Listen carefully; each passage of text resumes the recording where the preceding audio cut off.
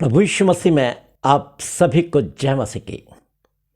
Wish you very happy new year. परमेश्वर इस नए साल में आपको बहुतायत की आशीषों से परिपूर्ण करे।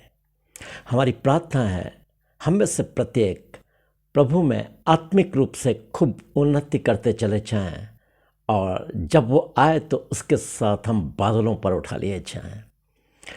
आज जिस वचन पर हम मनन करना चाहते हैं वो बहुत ही महत्वपूर्ण वचन है और वो वचन है यूहन्ना रचित सुसमाचार उसका 13 अध्याय और उसकी 34 और 35 आयत।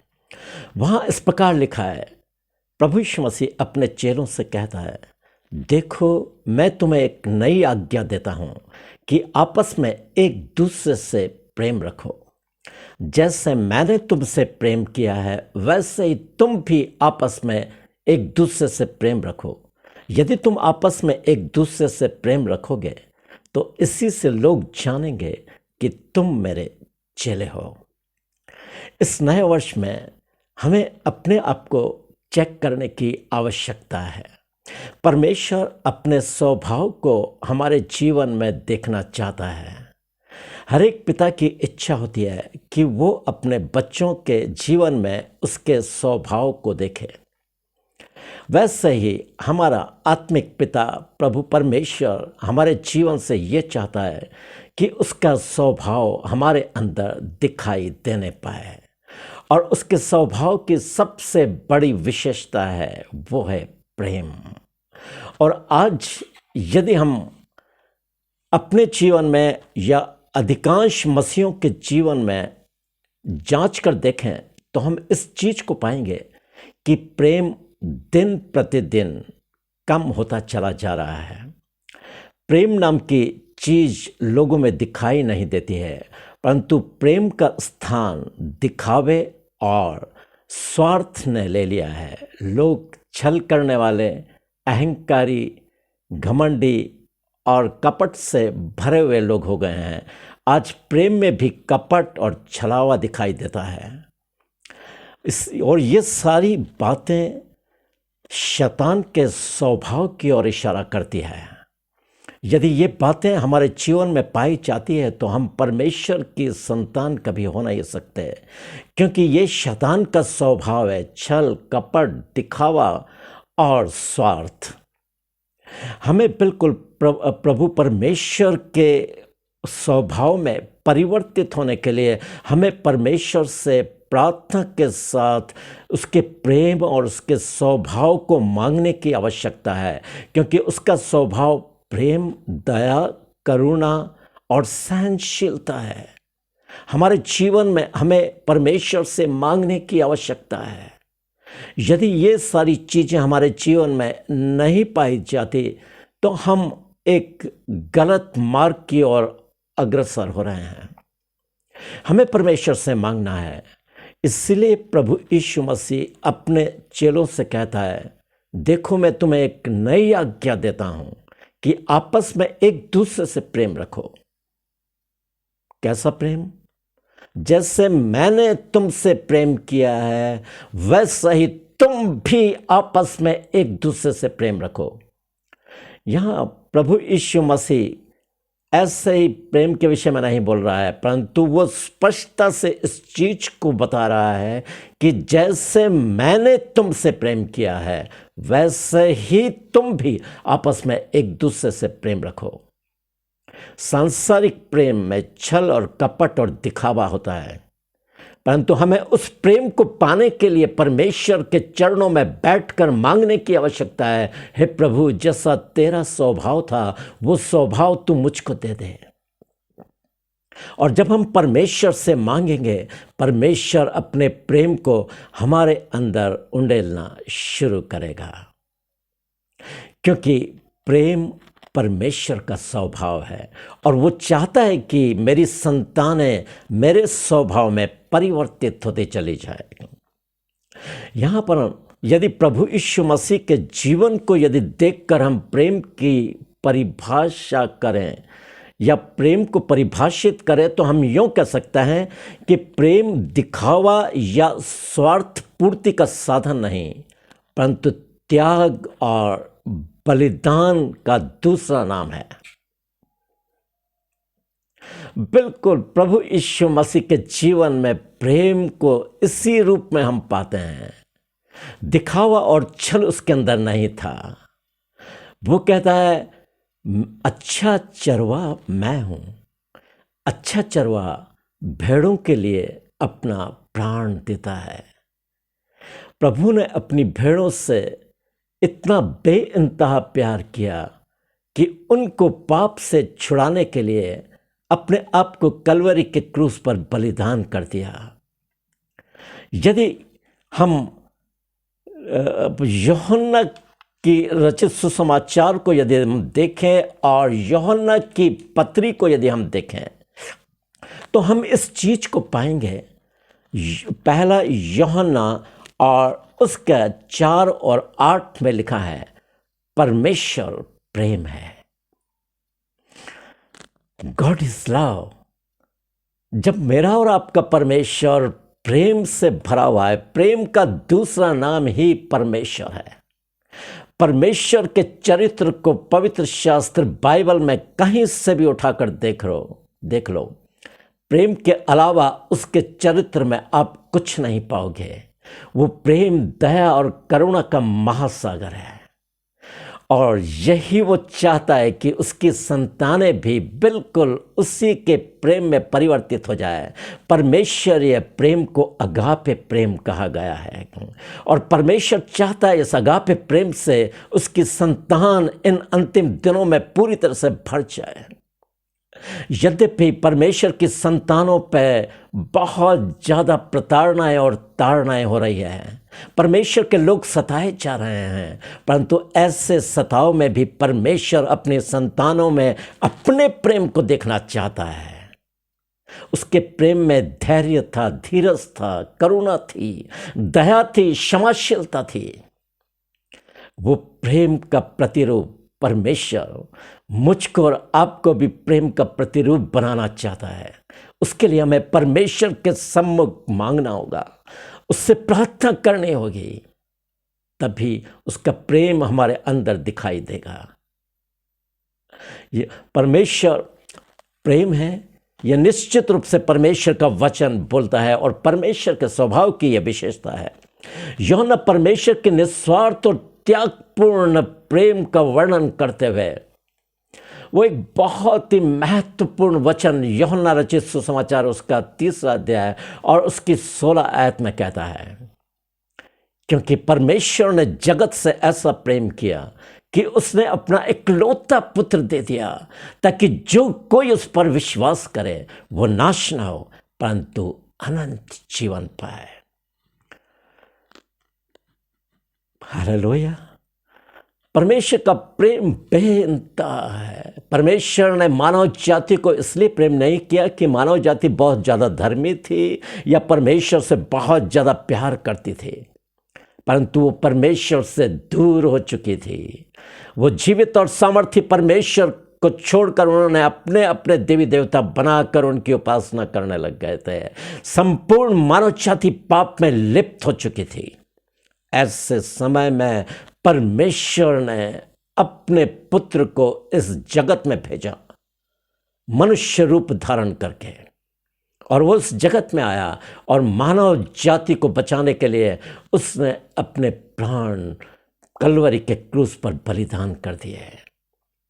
यह है परमेश्वर का निस्वार्थ प्रेम में, जिसमें कोई स्वार्थ नहीं परंतु त्याग और बलिदान छिपा हुआ है। आज इसी सच्चे प्रेम को परमेश्वर मेरे और आपके जीवन में देखना चाहता है। इस प्रताड़ित समय में जब लोग परमेश्वर के लोग प्रताड़ित किए जा रहे हैं, हमको बहुत धीरज धरने की आवश्यकता है, सहनशील बनने की आवश्यकता है, जिस प्रकार मेरा और आपका प्रभु सहनशील बना रहा। उसके विषय में यशायाह कहता है, वो सताया गया तो भी सहता रहा और अपना मुंह ना खोला। और जिस प्रकार भेड़ बंद होने के समय और भेड़ी ऊन कतरने के समय चुपचाप और शांत रहती है, वैसे ही उसने भी अपना मुंह ना खोला। ये था मेरा और आपका उद्धारकर्ता प्रभु यीशु मसीह, जिसने अपने जीवन के द्वारा मुझको और आपको एक बहुत बड़ी शिक्षा प्रदान करी। पतरस कहता है वो दुख उठाकर हमें एक आदर्श दे गया है कि हम भी उसके चिन्हों पर चलें। पौलुस अपने कथन में प्रभु यीशु के स्वभाव का वर्णन करते हुए इस प्रकार कहता है, जैसा मसीह यीशु का स्वभाव था वैसा ही तुम्हारा भी स्वभाव हो।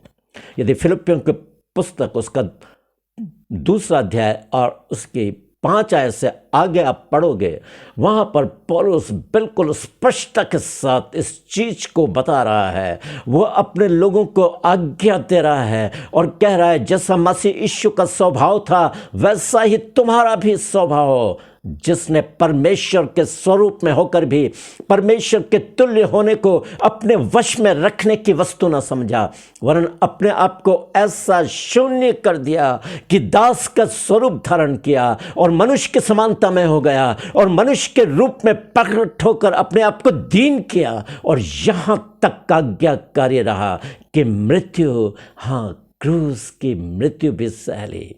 इसलिए परमेश्वर ने उसको अति महान किया और वो नाम दिया जो सब नामों में श्रेष्ठ है, ताकि स्वर्ग में और स्वर्ग के नीचे, पृथ्वी पर और पृथ्वी के नीचे हर एक जन उसके नाम पर घुटना टेके और परमेश्वर को महिमा देते हुए हर एक जीभ या अंगीकार कर ले कि यीशु मसीह ही प्रभु है। हालेलुया।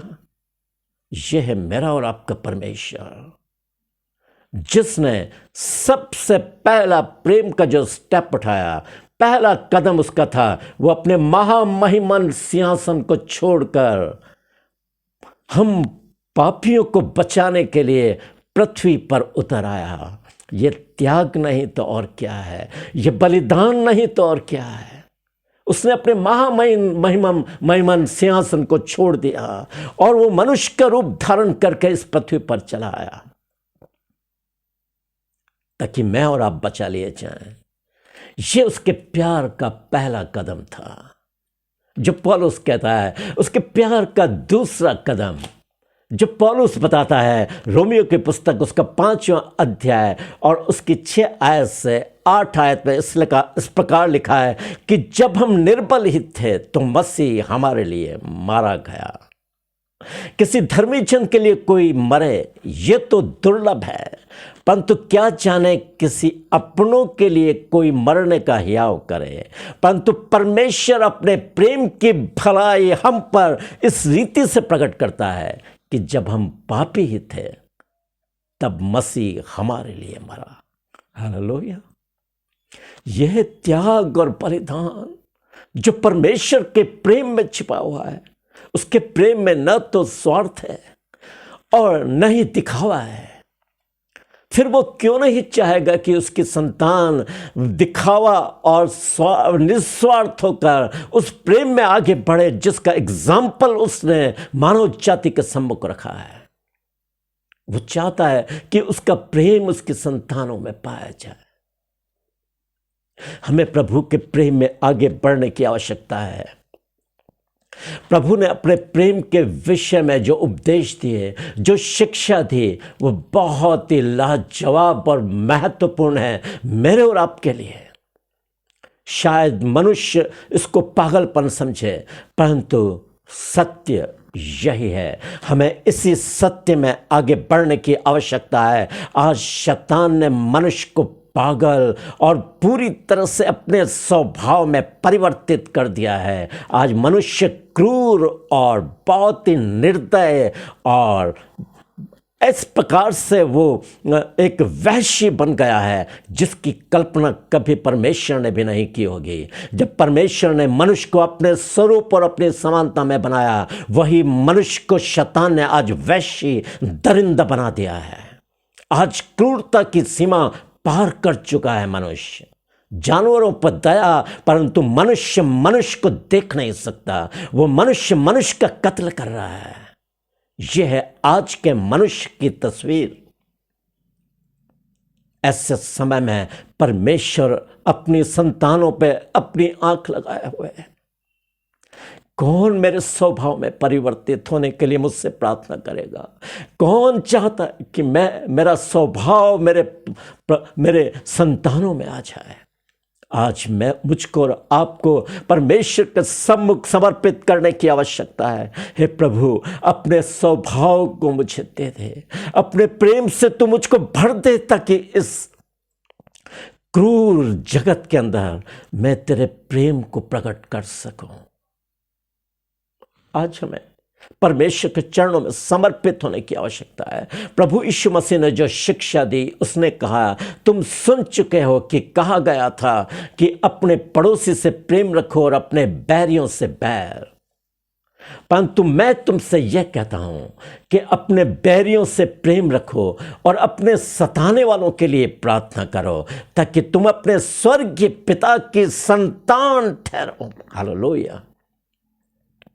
क्योंकि वो भले और बुरे दोनों पर अपना सूर्योदय करता है, धर्मी और अधर्मी दोनों पर मेह बरसाता है।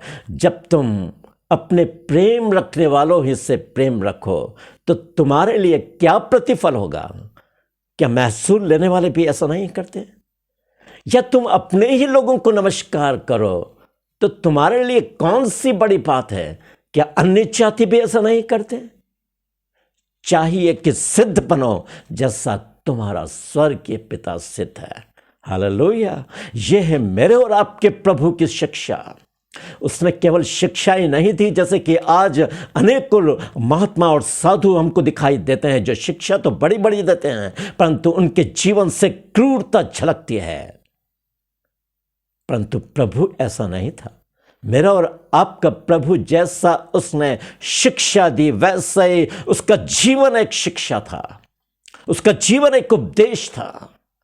जब सलीब के ऊपर उसके हाथ और पांव कीलों से ठोक दिए गए, जब उसके मुंह से बहुत धीमी आवाज निकल रही थी, वो कुछ बोल नहीं पा रहा था, ऐसे समय में उसने अपने उपदेश को सार्थक अपने जीवन के द्वारा किया।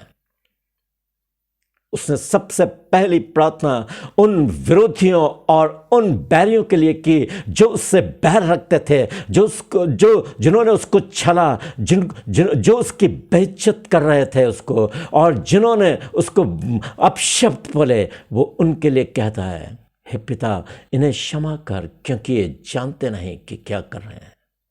यह है मेरा और आपका प्रभु, जिसने दुख और तकलीफें उठाकर भी अपने बैरियों को क्षमा करना सिखाया। आज मुझको और आपको भी इन्हीं शिक्षाओं पर चलते हुए अपने प्रभु के स्वभाव को अपने अंदर लेने की आवश्यकता है, क्योंकि मेरा प्रभु जल्दी आने वाला है। उसका वचन कहता है, बहुत थोड़ा समय रह गया है जब आने वाला आएगा और देर न करेगा। इसके पहले कि वो आए, मुझे और आपको उसके स्वभाव, उसके प्रेम में परिवर्तित होने के लिए प्रार्थना करने की आवश्यकता है। वो अपनी तेजस्वी कलीसिया को लेने के लिए आने वाला है। वो ऐसे ही लोगों को नहीं लेके जाएगा। वो तेजस्वी जो पूर्णतया उसके स्वभाव में परिवर्तित हो चुके हैं, उन्हीं को वो लेके जाएगा। आज मुझे और आपको परिवर्तन के लिए परमेश्वर से मांगने की आवश्यकता है। यदि आज भी हम चुप रहे, यदि आज भी हम संसार और सांसारिकता की चकाचौंध में रहे, तो वो समय जब प्रभु का आएगा, हम उसके सामने खड़े होने योग्य नहीं बन सकेंगे। हम स्वर्गीय राज्य से बेदखल कर दिए जाएंगे। इसके पहले कि वो समय आए, हमें परमेश्वर से मांगना है, गिड़गिड़ाना है, आंसुओं के साथ परमेश्वर के स्वभाव को मांगने की आवश्यकता है। चाहे संसार में कितना भी दुख हम क्यों न सह लें, हमें अपने प्रभु के स्वभाव में परिवर्तित होने के लिए मांगना नहीं छोड़ना है। आज दुख हो सकता है, परंतु कल वो समय आएगा जब स्वर्गीय राज्य में इन पीड़ाओं से कई अधिक खुशियां मेरा और आपका परमेश्वर देने के लिए अपने दोनों हाथ फैलाए मेरा और आपका इंतजार कर रहा है। आज हमको समझने की आवश्यकता है। हम औरों के समान नहीं बने जो वो ईंट का जवाब पत्थर से देने के लिए उतारू हैं, जो क्रूर हो चुके हैं, जो वैश्य और दरिद्र बन चुके हैं। हम उनके समान नहीं हैं। उनके समान हम बदला लेने के लिए नहीं चुने गए। हम बदला लेने के लिए परमेश्वर के संतान नहीं बनाए गए। परमेश्वर ने अपने प्रेम से मुझको और आपको भरा है ताकि प्रेम के स्वभाव को हम लोगों में हम प्रदर्शित कर सकें। इसीलिए वो कहता है, प्रभु यीशु मसीह कहता है, मैं जगत की ज्योति हूं। उसके बाद कहता है, तुम जगत की ज्योति हो। और जो नगर पहाड़ पर बसा हुआ है वो छिप नहीं सकता। लोग दिया जलाकर पैमाने के नीचे नहीं परंतु पैमाने के ऊपर रखते हैं ताकि घर के लोगों को प्रकाश पहुंच सके। इसी प्रकार तुम्हारा उजियाला लोगों के सामने चमके ताकि तुम्हारे भले कामों को देखकर लोग तुम्हारे पिता की जो स्वर्ग में है प्रशंसा करें। ये मेरे और आपके प्रभु की इच्छा कि हम इस अंधकार भरे संसार में एक ज्योति के समान चमके। उसका वचन मेरे और आपके अंदर पाया जाना चाहिए। उसका वचन ही वो ज्योति है जो लोगों को मार्ग प्रदर्शित कर पाएगा। यदि मेरा और आपका मुंह आज भी बंद है और हम परमेश्वर के वचन को सुनाने के लिए कुछ नहीं कर रहे हैं तो यह संसार एक दिन अंधकार में डूब जाएगा। पाप में लिप्त होकर ये मारे जाएंगे परंतु इसका हिसाब मुझसे और आपसे लिया जाएगा कि जब मैंने तुमको जगत की ज्योति ठहराया तो तुमने क्या किया। क्या तुमने परमेश्वर के वचन को अपने साथियों, अपने लोगों, अपने जान पहचान वालों को सुनाया? तब हमारे पास क्या जवाब होगा। प्रभु यीशु मसीह की शिक्षाएं मेरे और आपके लिए बहुत ज्यादा महत्वपूर्ण है। क्यों? पौलुस का कथन आज बहुत से उपदेशक हैं मसीह लोगों में, बहुत सारे सेवक हैं, पास्टर हैं, बहुत लोग प्रभु की सेवा कर रहे हैं परंतु उनके द्वारा बड़ी बड़ी चंगाई हो रही है, भविष्यवाणियां हो रही है, लोग आश्चर्य कर्म कर रहे हैं, दुष्ट आत्माएं निकल रही है उनकी प्रार्थनाओं के द्वारा। परंतु अफसोस यह है कि उनमें भी परमेश्वर का प्रेम नहीं पाया जाता। वो परमेश्वर के प्रेम से अछूत है। परमेश्वर जब शैतान को इस्तेमाल कर सकता है तो ऐसे लोगों को भी इस्तेमाल कर सकता है। वरदानों का हमारे जीवन में आना इस बात को नहीं बताता कि हमने पूरी तरह से स्वर्ग के राज्य का टिकट कटा लिया है। स्वर्ग में हमारे सिवा और कोई नहीं। ना ना ना ना ना ना। प्रभु यीशु मसीह स्वयं बोलता है, उस समय बहुत तेरे मुझसे आकर कहेंगे, क्या मैंने तेरे नाम से दुष्टात्मा नहीं निकाली? क्या मैंने तेरे नाम से बड़े बड़े आश्चर्य कर्म नहीं किए? क्या मैंने तेरे नाम से भविष्यवाणियां नहीं करी?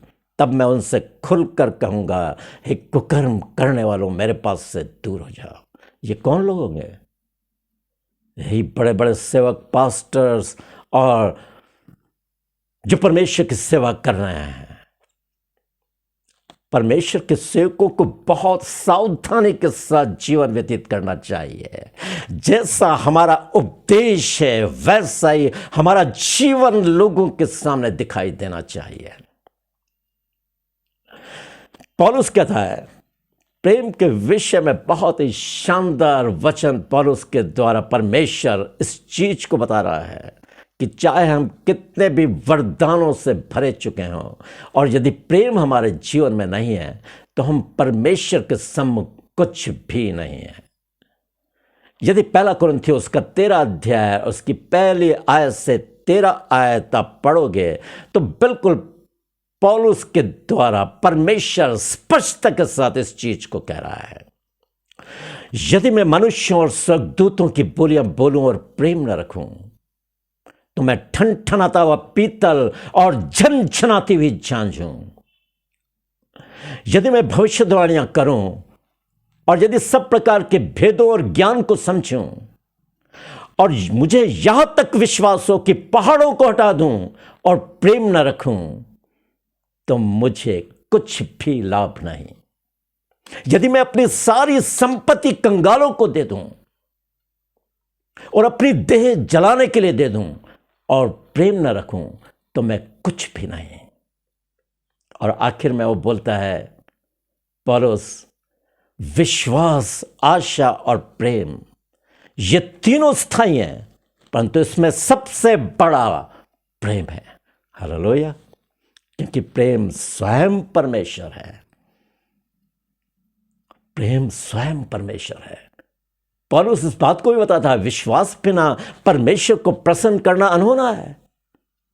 परंतु इस बात को भी वो बता रहा है कि विश्वास, आशा और प्रेम तीनों स्थायी हैं, परंतु इन तीनों में सबसे बड़ा प्रेम है। हालेलुया। आज मुझको और आपको परमेश्वर के प्रेम में आगे बढ़ने की आवश्यकता है। यूहन्ना अपनी पहली पत्री, पहला यूहन्ना उसका 4 अध्याय और उसकी 20 और 21 आयत में कहता है, बहुत ही स्पष्टता के साथ वो इस चीज को बता रहा है। यदि कोई कहे कि मैं परमेश्वर से प्रेम रखता हूं और अपने भाई से बैर रखे तो वो झूठा है, क्योंकि जिस भाई को उसने देखा है यदि वो उससे प्रेम नहीं रख सकता तो परमेश्वर जिसको उसने कभी नहीं देखा उससे प्रेम रख नहीं सकता। हालेलुया। आज बहुत जने परमेश्वर से प्रेम रखने का नाटक करते हैं, परंतु उनका नाटक एक दिन खत्म हो जाएगा। आज सबसे पहले हमें अपने भाइयों से प्रेम रखने की आवश्यकता है, उनसे मिलकर रहने की आवश्यकता है, उनको प्रभु के विषय में बताने की आवश्यकता है। यही है सच्चा प्रेम। इसलिए प्रभु यीशु मसीह ने अपने चेलों से कहा था, देखो मैं तुम्हें एक नई आज्ञा देता हूं कि आपस में एक दूसरे से प्रेम रखो, और जैसे मैंने तुमसे प्रेम किया है वैसे ही तुम भी आपस में एक दूसरे से प्रेम रखो। और यदि आपस में एक दूसरे से प्रेम रखोगे तो इसी से जानेंगे कि लोग तुम मेरे चेले हो। आमीन, आमीन। परमेश्वर आपको बहुतायत की आशीषों से परिपूर्ण करे। आमीन।